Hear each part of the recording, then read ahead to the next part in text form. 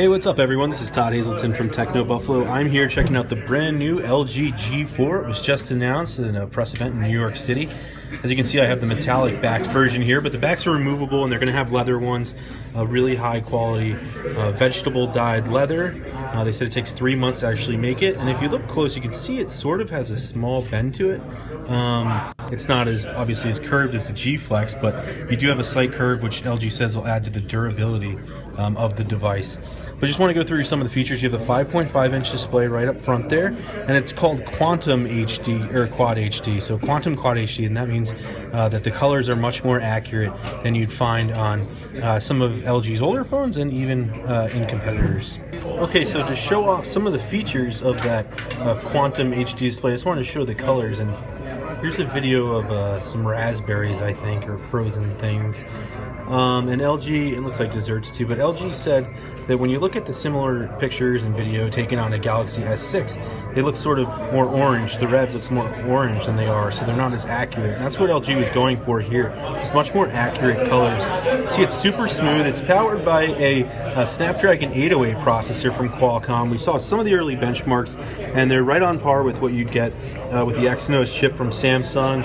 Not a Snapdragon 810, not a lot of explanation on why they didn't do that, but they did say that they worked with Qualcomm for about 2 years on this chip, so they really worked hand in hand. And speaking of hand in hand, they worked very closely with Google too. They couldn't create an Nexus device in order to appease carriers, but they did preload it with things like Chrome and stuff as a default browser, so they're just trying to get rid of some of the extra bloatware on the device.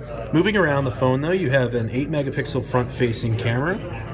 Obviously a nice UI here.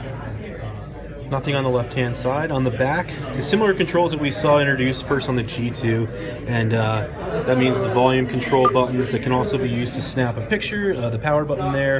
You also have an LED flash, and then just below it's the new IR sensor that's actually used to make sure that it's grabbing the right samples of light so that it can create the best white balance possible when you're shooting. Also the laser autofocus that we've seen before, and then the new 16-megapixel camera LG says is one of the best out there, if not the best.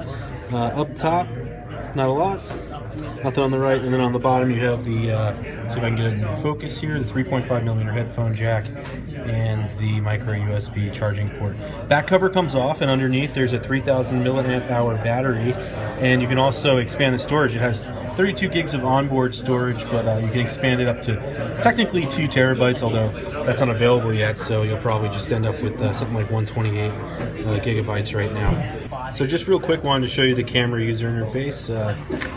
Snaps pictures really quick. They say you should get into the camera mode in about 0.6 seconds by tapping the back button, so that's just a hair faster than you would with the Galaxy S6, which you can get into the camera in about 0.7 seconds. LG was really highlighting though the manual mode, so right now it's on auto, but if you switch to manual, you should get a lot more controls on what you can do with the camera, whether it's white balance, exposure, and stuff like that. So anyway, there's a lot of great camera controls there with the manual methods. So just wanted to give you a quick look here at the LG G4. They didn't announce really availability. They said it'll launch in South Korea tomorrow, and then should be in the United States either late May or early June. They didn't announce pricing or anything like that, just said it should be on a par with what we saw with the G3, which means hopefully around $199 with a 2-year contract.